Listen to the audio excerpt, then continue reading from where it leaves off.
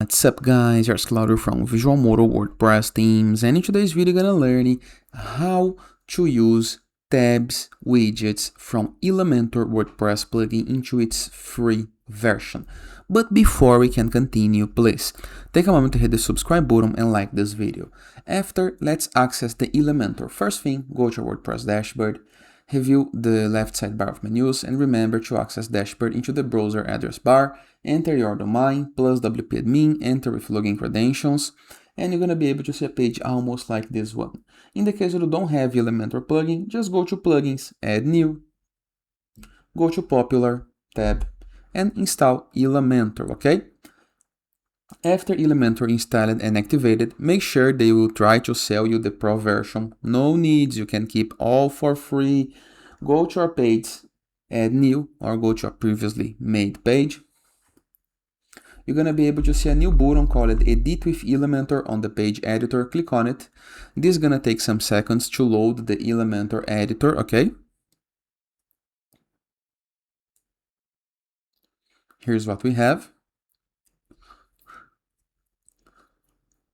While we wait, please take a moment to hit the subscribe button and like this video.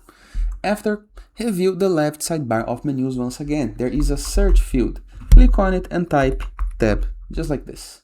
And we have tabs, two options of tabs. Let's use the normal one, that is the original Elementor one. And by default, we have three tabs. I'm gonna click into the tab 2, click into this plus button, or review the left sidebar of menus. Click into the plus button, into the upper left corner of my screen. And enter with some heading, a text block, and a button into the second tab.